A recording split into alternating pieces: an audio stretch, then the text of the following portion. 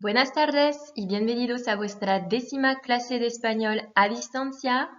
Hoy es viernes 17 de abril de 2020.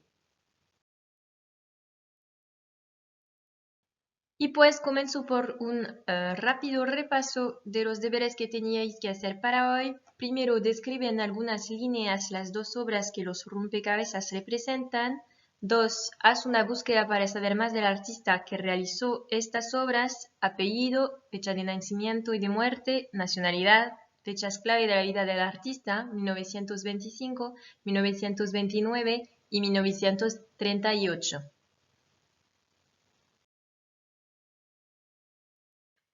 Y pues aquí tenéis los códigos que os permitían descifrar las diferentes palabras que os había dado. Pues las palabras eran primero México, segundo feminismo, tercero Frida, cuarto autorretrato, quinto trenza y sexta y última palabra cortar. Donc ça, c'était les 6 mots qu'il fallait trouver grâce au code que je vous avais donné. Ces 6 mots permettant d'analyser un petit peu les deux œuvres qui étaient contenues dans les deux puzzles que je vous avais donc donnés.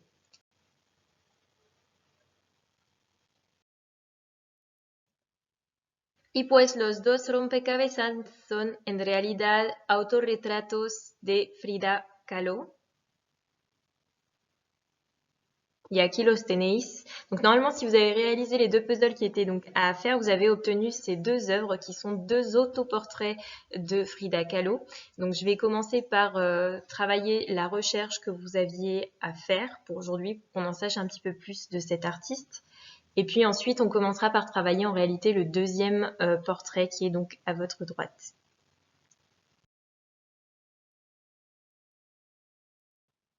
Y pues aquí tenéis algunas informaciones sobre Frida Kahlo, esta mujer, algunas fechas clave en su vida y algunas de sus obras más destacadas.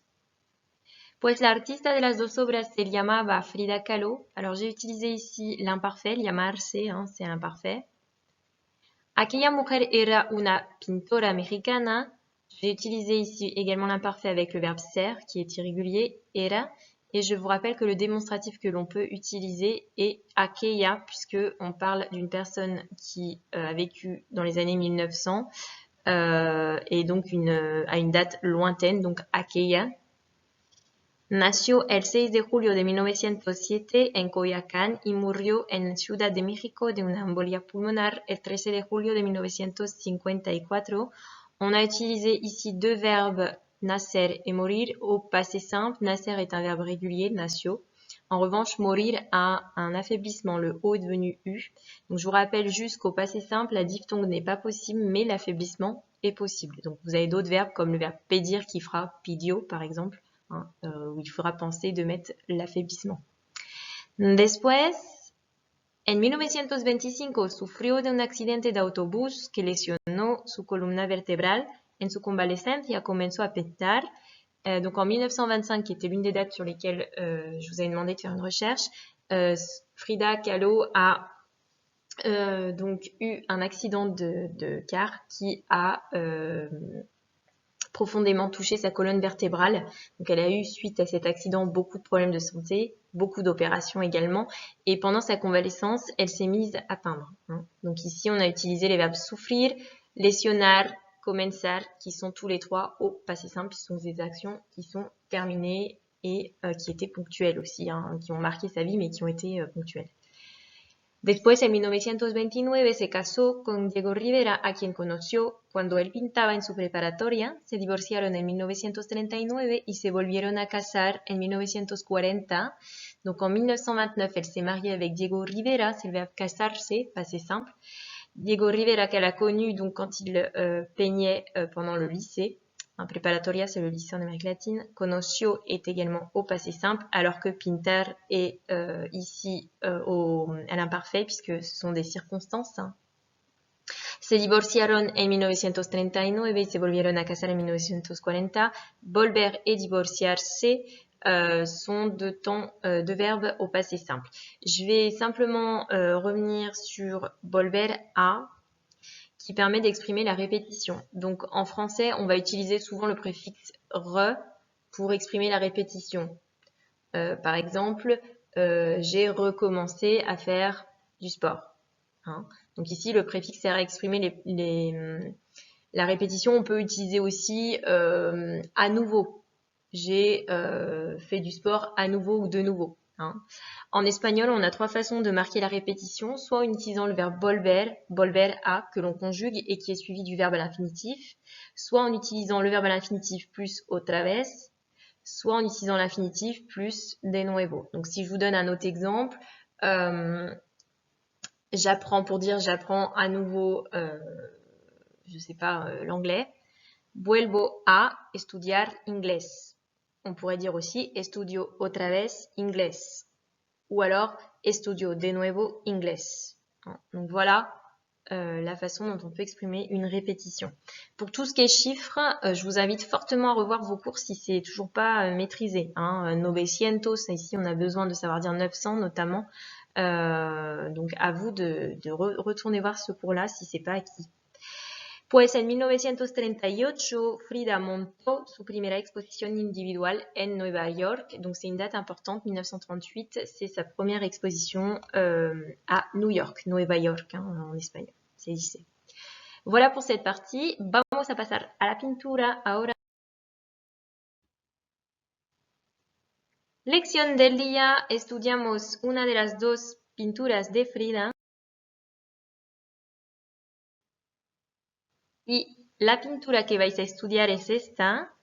Primero tenéis informaciones sobre esta pintura arriba de la pantalla. Entonces, la pregunta que os voy a hacer es presentar con las informaciones este documento. Donc, je vous laisse faire pause, je vous laisse utiliser les informations que vous avez tout en haut de votre écran pour pouvoir faire la présentation et ensuite je corrige.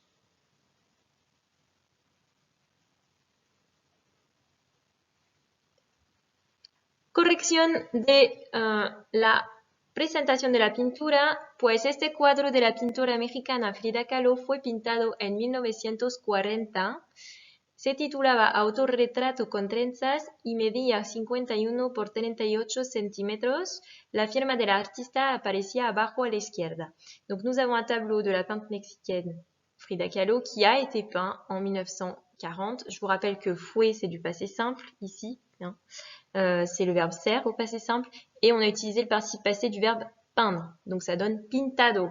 Participe passé, si vous vous rappelez pas, je vous laisse revoir les cours sur le passé composé. On a vu que les verbes en AR ça faisait ado et les verbes en ER et IR ça faisait ido et que certains participes passés étaient réguliers comme le verbe volver qui fait vuelto ou le verbe imprimir qui fait impreso. Donc c'est à vous d'aller voir si vous ne vous en rappelez pas. Después se titulaba donc là de l'imparfait pour expliquer un petit peu pour décrire en fait les différentes informations que vous aviez autour de l'œuvre. Donc c'est titulaba, il s'intitulait ce tableau. Donc on a donné un autoportrait. Alors en français on l'a traduit par Nat et pas Tress, autoportrait à la Nat. Et donc il mesurait media ici, medir. 51 cm par 38 cm. Pareil pour tout ce qui est chiffres, je vous invite à retourner voir vos cours. La firma del artista, c'est la signature. En français, donc c'est la signature. Attention, puisqu'on a aussi un faux ami, le mot asignatura existe en espagnol, mais c'est une matière scolaire, si vous vous rappelez bien les cours du début d'année. Donc en espagnol, pour dire une signature, on dira la firma. Et on vous dit donc que la signature de l'artiste apparaît en bas à droite. Donc aujourd'hui, je fais un petit point très bref sur la localisation dans l'espace. C'est des choses qu'on a déjà vues, mais je vous rappelle comment est-ce qu'on dit en haut, en bas, à droite, etc. On en a besoin dès l'instant où on va avoir un document iconographique, c'est-à-dire une image, une photo, une affiche. Vous avez besoin pour situer. Donc il faut maîtriser tout ce vocabulaire lié à l'espace. Pues, pour dire dans, on dit en ou alors dentro. Pour dire sur, on peut dire en ou sobre. Pour dire en haut, on dira arriba. Pour dire en bas, on dira abajo. Pour dire derrière, on dit atrás. Et pour dire en face, enfrente de. D'accord? Sachant que devant se dit plutôt delante de. Delante de. Ensuite, vous avez donc entre, entre, à côté, al lado, a la izquierda, à gauche, a la derecha, à droite, encima de, dessus ou au-dessus, debajo de, dessous ou en dessous, cerca de, près de, et lejos de, loin de. Donc voilà, tout ça vous l'avez sur le blog, vous pouvez l'imprimer si vous ne l'aviez pas noté dans votre cahier. En tout cas, ça on l'a déjà fait normalement en début d'année, donc à vous de retourner voir. Encore une fois, vous en avez besoin pour décrire n'importe quelle image, donc il faut connaître ce vocabulaire.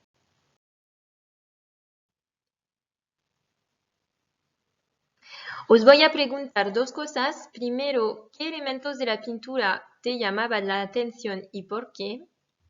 Y dos, à tu parecer, ¿qué mensaje quería transmitir l'artiste a través de su obra? Donc, je vous pose deux questions. Quels éléments de la peinture attiraient votre attention et pourquoi? Et à votre avis, quel message voulait transmettre l'artiste à travers cette œuvre? Donc, je vous laisse réfléchir. Vous faites pause et je corrige.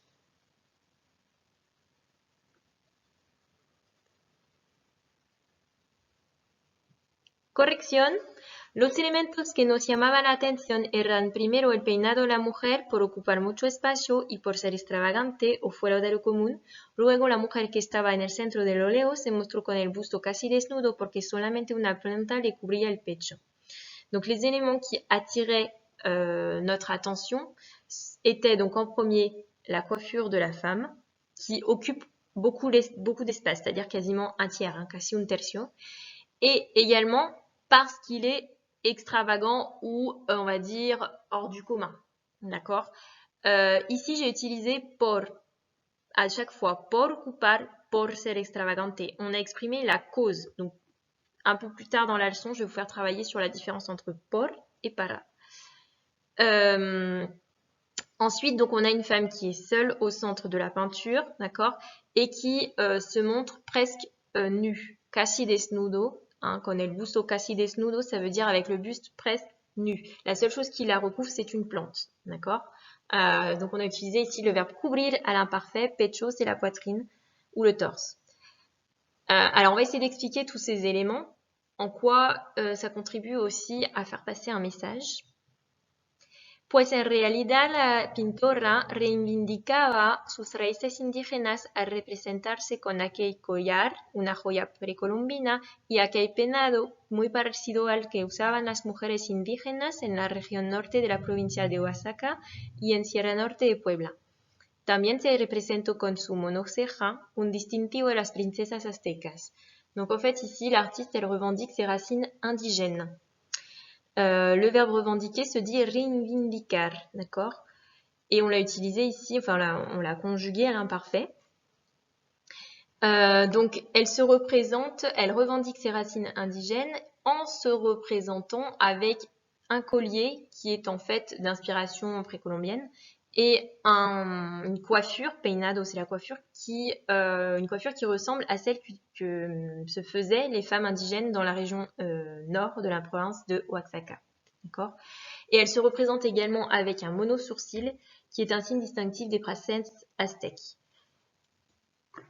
Je vais revenir sur ce que je vous ai mis en vert, al representarse, al plus le verbe à l'infinitif, en fait ici signifie la simultanéité de deux actions. Donc elle se revendique et en même temps elle se représente hein, avec d'une certaine façon. Donc ici pour marquer la simultanéité de ces deux actions, on a utilisé al plus l'infinitif. Sigamos. Por otra parte, Frida querría romper con la imagen convencional de la mujer y los estándares físicos de belleza, de ahí el peinado a la vez sofisticado y a la vez salvaje con diversos mechones que salían de forma irregular del trenzado. Para ella la feminidad podía ser sencilla y natural, por eso la planta con tonos diversos de verde destaca la belleza del artista. Donc par ailleurs, elle voulait casser, si vous voulez, l'image conventionnelle de la femme et rompre avec les standards physiques de beauté. C'est-à-dire qu'ici, on a une femme qui se représente avec une coiffure qui est à la fois sophistiquée, à la fois un petit peu sauvage. On a différentes mèches qui sortent de cette coiffure de façon un peu irrégulière. Hein. On a une tresse un petit peu irrégulière.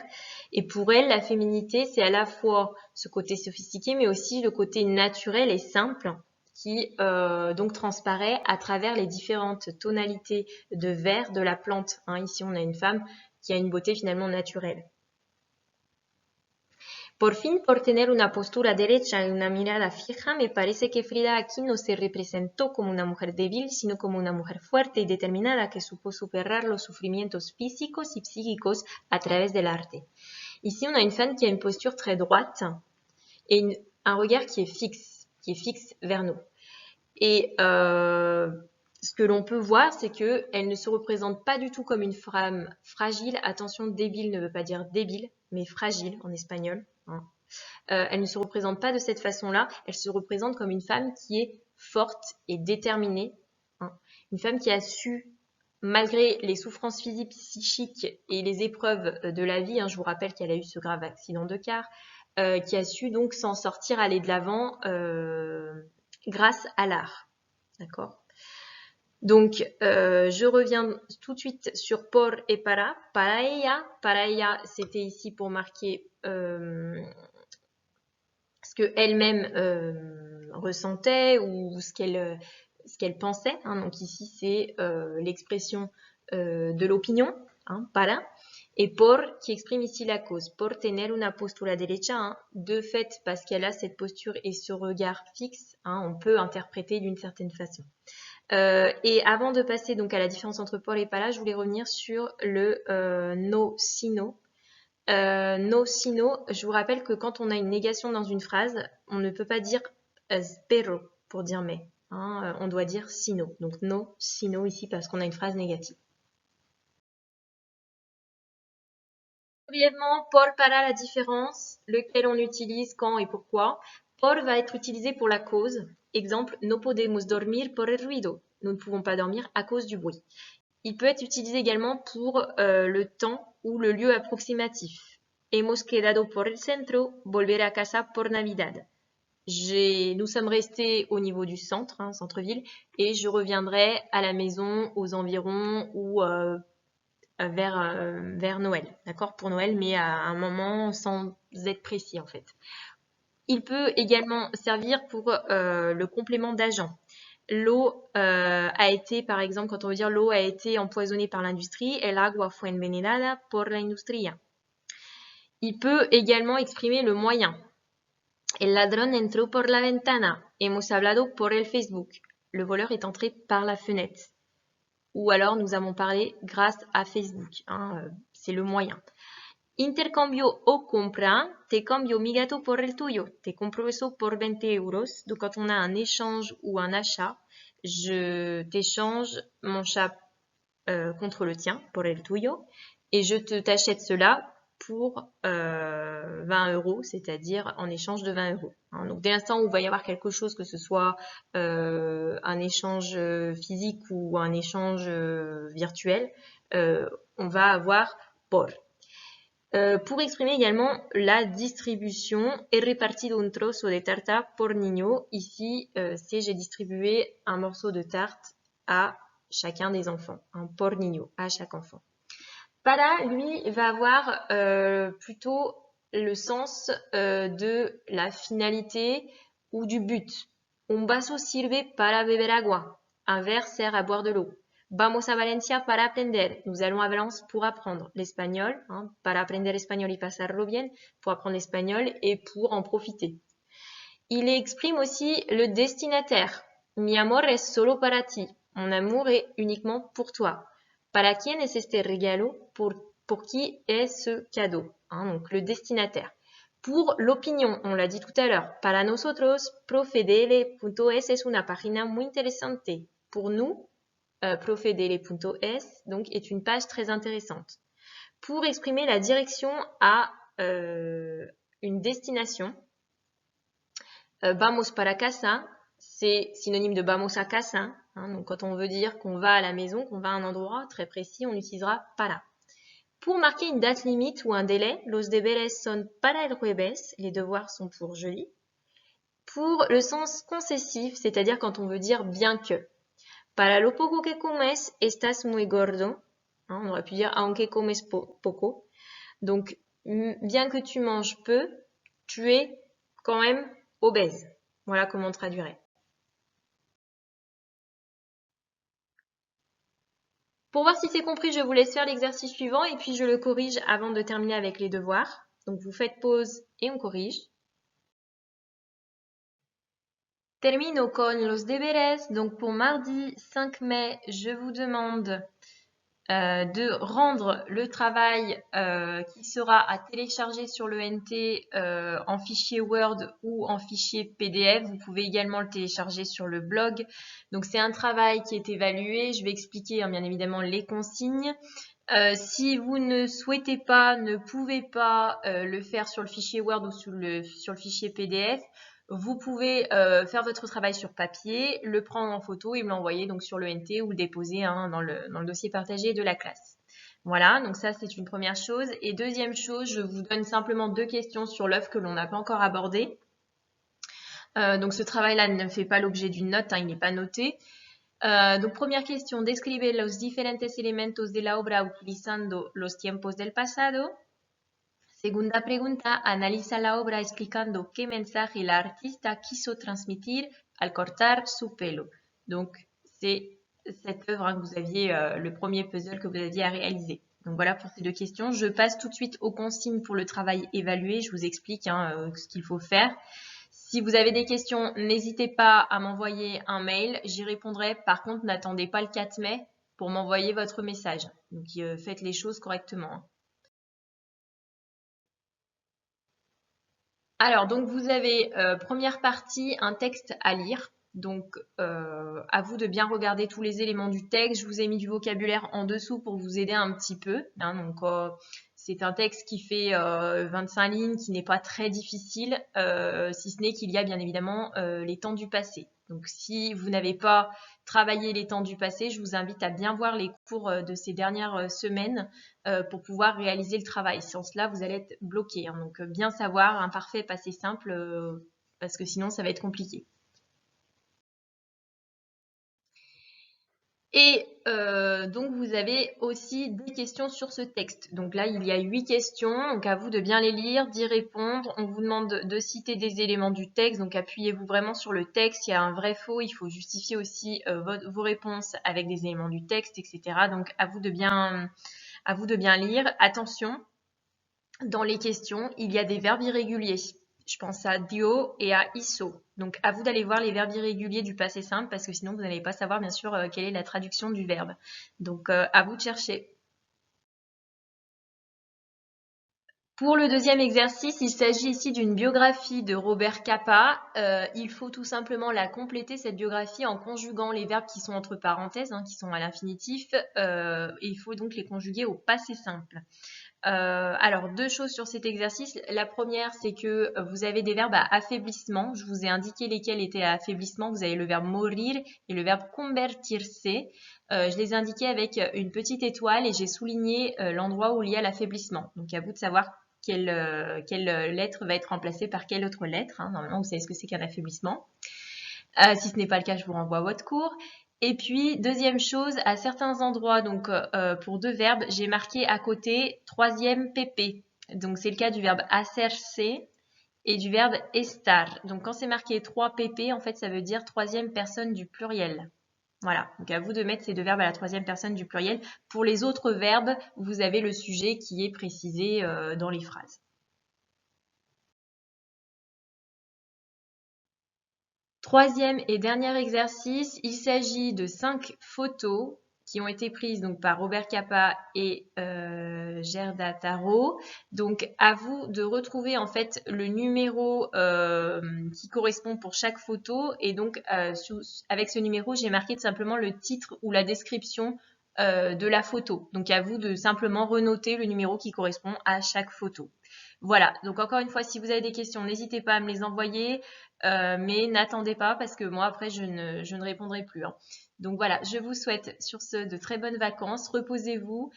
Y os digo pues hasta martes 5 de mayo. Adiós.